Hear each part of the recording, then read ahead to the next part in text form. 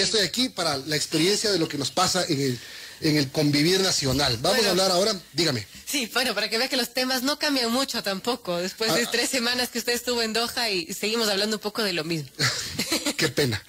Bueno, vamos a hablar con José Antonio Camposano, el presidente ejecutivo de la Cámara Nacional de Acuacultura. La eliminación a través del decreto ejecutivo 614 del subsidio para el diésel para el sector camaronero.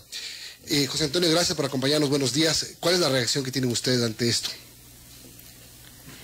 Buenos días, Milton, Verónica. Buenos días a quienes nos escuchan a través de 101.7. Bueno, la reacción primero de sorpresa, porque fue una decisión que se toma en consulta. No puesto que vamos a decir que el presidente tiene que hacer las consultas al sector privado cada vez que toma una decisión, pero si usted le va a incrementar el costo, le va a duplicar el costo de uno de sus insumos a un sector exportador que no puede trasladar ese costo al precio final del bien, en el peor momento de precios, por diferentes razones que ustedes las conocen porque cubren lo que sucede en la economía internacional, no vamos a entrar en detalle, por lo menos lo que se espera es que exista un diálogo, especialmente cuando el sector, conociendo que el presidente de la República tenía la intención de revisar esta política de subsidios, le propuso durante varias ocasiones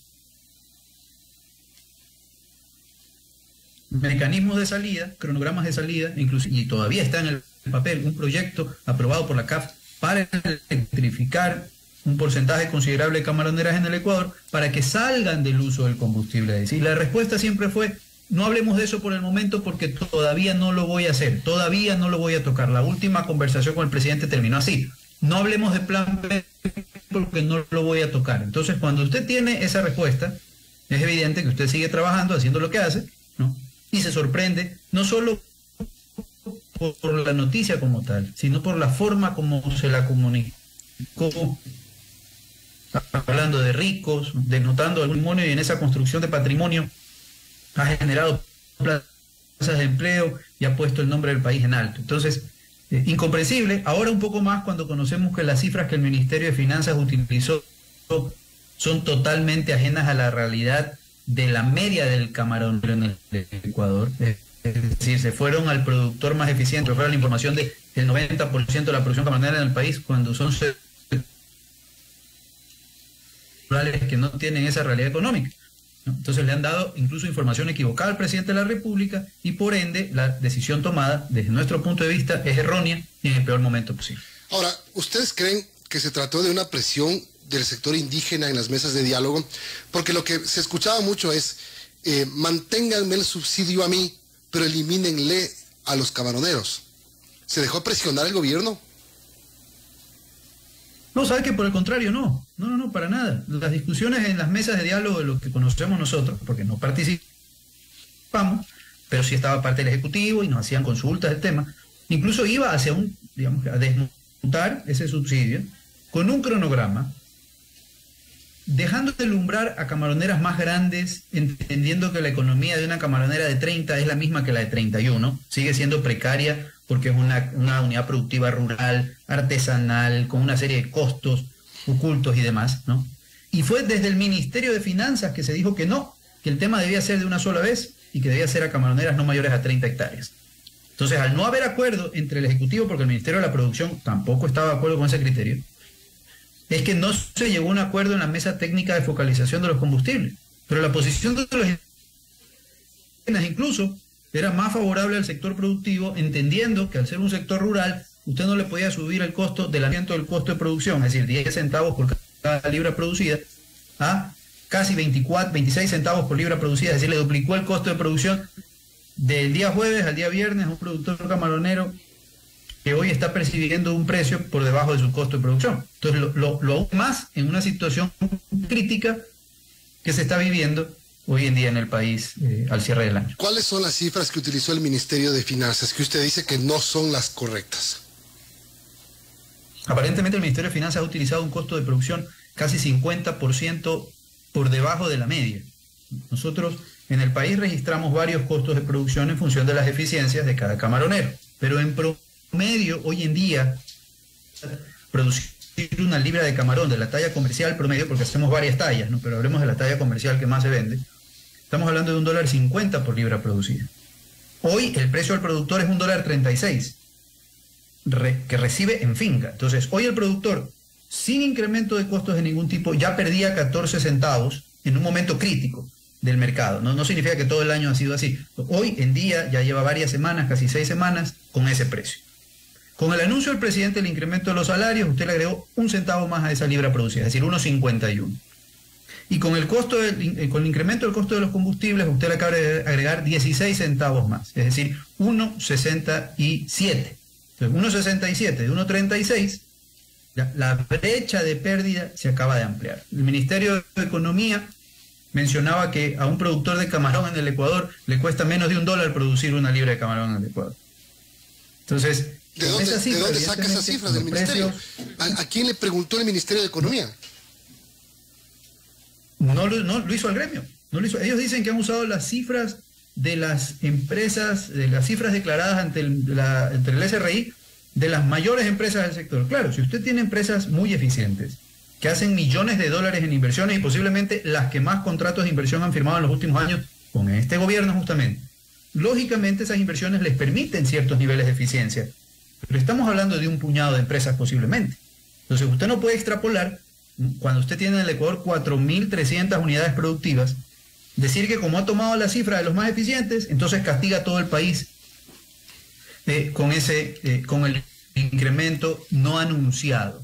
Si esto se hubiera dialogado, hubiéramos presentado cifras, ¿no? Primero, conversar con el presidente de la República, decir, oiga, presidente, usted durante todo este tiempo nos ha dicho que no lo va a hacer. Tenemos un cronograma presentado hace casi 2 años. Ejecutemos el cronograma, porque el golpe inmediato es imposible hoy. Y segundo, estos son los datos para que usted pueda tomar la mejor de la decisión. Es decir, el sector nunca se ha opuesto a una política que sabíamos eventualmente iba a fenecer. Y por eso existía el proyecto de electrificación camaronera. Y por eso hemos dicho, ojo con estos otros costos que tenemos, ¿no? Porque tenemos inseguridad que nos cuesta. El Estado debería invertir parte de esos recursos en seguridad para que a nosotros no nos cueste $80 millones. Guardias armados, imagínense que tienen que llevar sacos de alimento para camarón, porque hasta eso se roban en los ejes viales del país.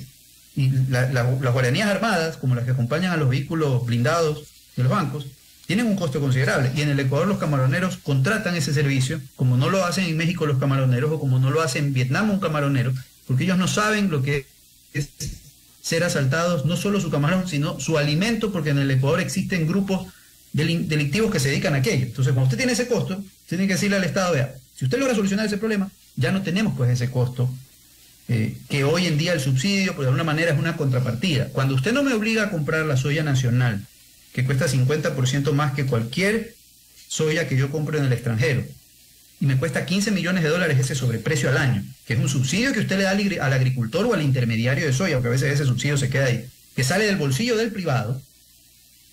Cuando usted deje de hacer eso, entonces ahí sí podemos hablar de no subsidiar al sector privado. Pero hoy en día hay un cruce de subsidios en el que, de acuerdo a nuestras cuentas, el Estado nos queda debiendo no solo a los camaroneros, a todos los ciudadanos ecuatorianos que aportamos con impuestos y tasas y recibimos servicios ineficientes que nos cuestan tiempo, que nos cuestan ir a hospitales privados, porque en los públicos, aun cuando pagamos impuestos, no se da el servicio de salud. Entonces, si vamos a hablar de subsidios en el Ecuador, que es un debate necesario, sano, adecuado, con el que estamos de acuerdo, hay que hacerlo de forma transparente.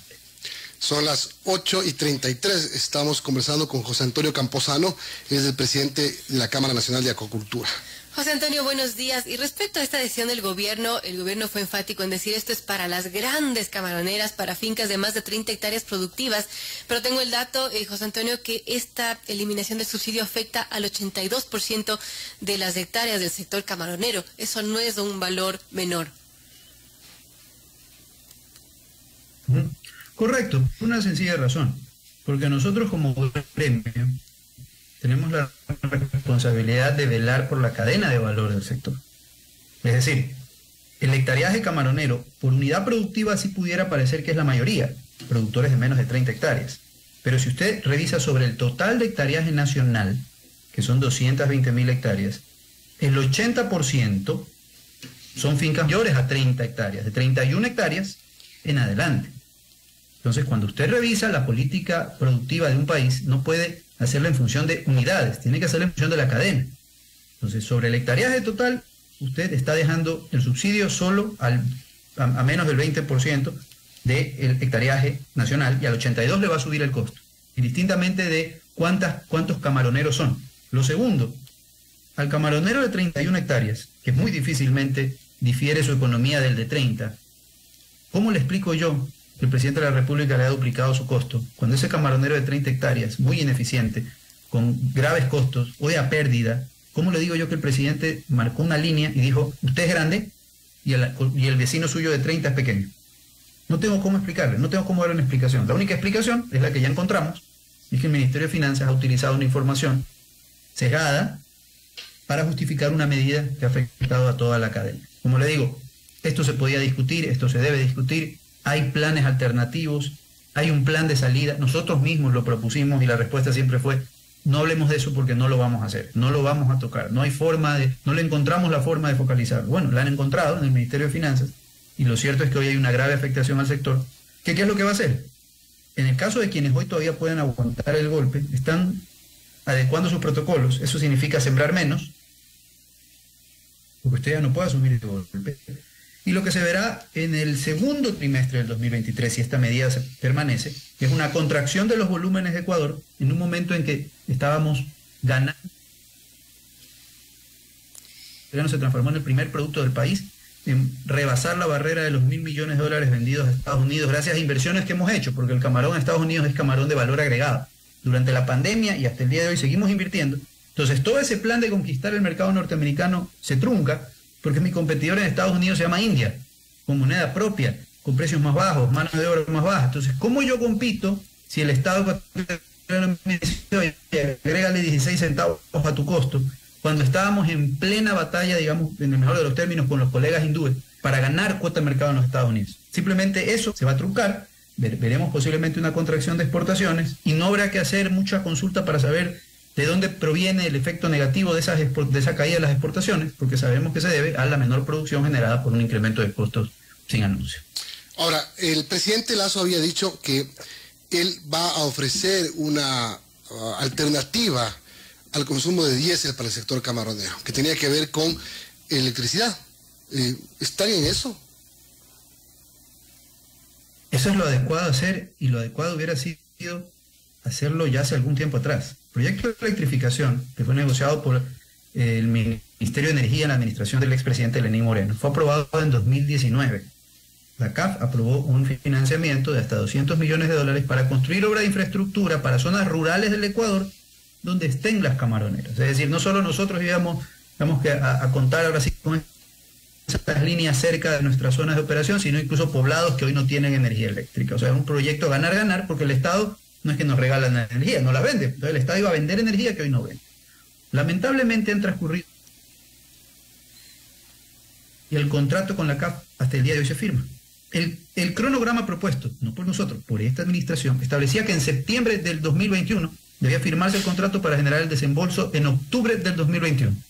Estamos diciembre del 2022 y el contrato no se firma. Ahora resulta que es porque se dan cuenta que no lo firma CENEL, tiene que firmarlo el Ministerio de Energía. Entonces ya el Ministerio de Energía le dijo a la CAF que ellos se van a hacer cargo y que en buena hora, a lo mejor en el primer semestre del próximo año, se va a firmar el contrato para el desembolso. O sea, es decir, el primer desembolso se verá en un año. Y las obras de infraestructura no se construyen de la noche a la mañana. Era un proyecto de 5 años. Entonces habrán pasado casi 4 años de esta administración y no veremos la construcción de esas líneas de energía. Entonces, el golpe que recibe el sector en diciembre 2 del 2022 no recibirá una alternativa, porque no todos los camaroneros se pueden electrificar tampoco, sino hasta año y medio después. Entonces, no existe hoy una política de compensación que usted le permite contrarrestar ese costo que se ha subido con uno que vamos a bajar para evitar que la exportación de camarón se vuelva menos competitiva. Bien, son las 8:40 y le agradecemos, José Antonio, por habernos acompañado y contado todo lo que está pasando el sector camaronero luego del decreto ejecutivo 614 del presidente Lasso. Y sí, hay un desfase increíble en el tema de la eliminación del subsidio y la ejecución de la alternativa de electrificación.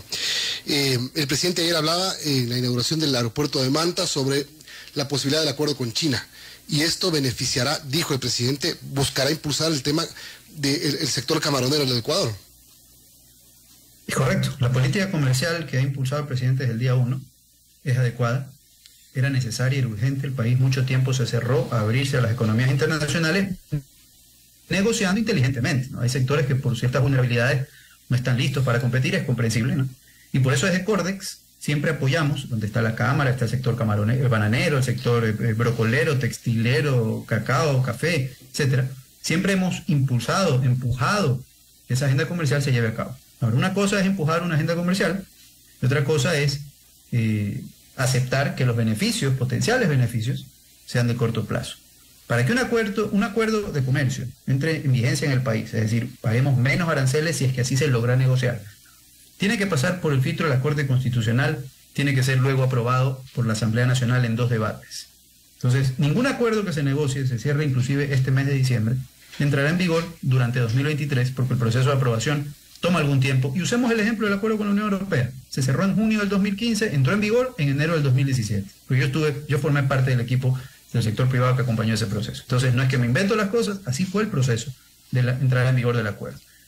Entonces, una vez que usted ya tiene ese beneficio arancelario, ya le digo, si es que lo tiene, al día de hoy, en ningún acuerdo comercial el capítulo camarón está cerrado, porque evidentemente es el principal producto de interés del país. Cuando usted negocia un acuerdo, la contraparte lo deja al final para poder negociar sus intereses también. Así son todas las negociaciones. Entonces, con esto, ¿por qué le hago esta explicación un poquito larga? Porque los beneficios o potenciales beneficios de un acuerdo comercial con los que estamos de acuerdo, vale la redundancia, se verán en el largo plazo como la electrificación. Por eso yo insisto, hoy en día no hay una sola política de fomento productivo que contrarreste el impacto al costo que se nos ha generado de la noche a la mañana, aun cuando fuimos el sector que propuso que exista un cronograma. Inclusive, el último dato para que vea cómo esto no solamente es un asunto de cronogramas. Cuando negociábamos el tema del combustible también con la administración del presidente Moreno, nosotros calculábamos cuánto combustible se usaba para producir una libra de camarón. Del 2018, de esas discusiones, al 2022, hoy el sector camaronero usa menos combustible para producir una libra de camarón. Es decir, producimos más camarón con el mismo combustible. ¿Por qué? Porque ya hemos hecho las inversiones para tecnificar nuestras fincas gracias al que teníamos un precio congelado, es decir, previsible esa inversión, pensando en que luego vendría la electrificación. Entonces, incluso hemos hecho un uso responsable de esos recursos que el Estado nos ha trasladado por la vía supuesta del subsidio, produciendo más, respondiéndole al país con más. El sector camaronero ha demostrado con crecimiento que esa política fue eficiente. No es que seguimos consumiendo el mismo volumen o más y con menos volumen de producción, eso sería lo más ineficiente del planeta. No, era al revés. Entonces, cuando usted se comporta de esa manera y dice, tenemos que cambiar la matriz energética, vamos a la electrificación, etcétera, y le dicen, no, eso todavía esperemos un rato, y lo amanecen con esta decisión, sin duda que tiene que haber una reacción, inclusive hasta por la forma como fue comunicado, ¿no? de ricos, cuando se trata de sectores que han construido patrimonios en 5 décadas de trabajo, creando empleo, o sea, realmente hasta el lenguaje no fue el adecuado. Entonces, ojalá, eso es importante, el diálogo tiene que permanecer. Si las cifras han sido las equivocadas del Ministerio de Finanzas, yo creo que es correcto que así se reconozca, que se utilizó unas cifras puntuales y que no son las que corresponden a la totalidad de la industria, y ver si hay la posibilidad de rever esta política, ¿no? Evidentemente, nosotros hemos criticado políticas sesgadas de ciertos sectores de la sociedad civil que reclaman y exigen, y ustedes saben cuáles son, ¿no? Y de forma agresiva. No, nosotros no creemos que así se construye país, pero sí tiene que haber un diálogo, ¿no? Porque el país depende de las divisas que traen las exportaciones, ¿no? Y nosotros hoy estamos demostrando que estamos haciendo aquí. Muchas gracias. José Antonio Camposano, presidente de la Cámara Nacional de Agricultura. Buenos días. Muy buenos días, Milton. Gracias, Verónica. Buenos días a todos.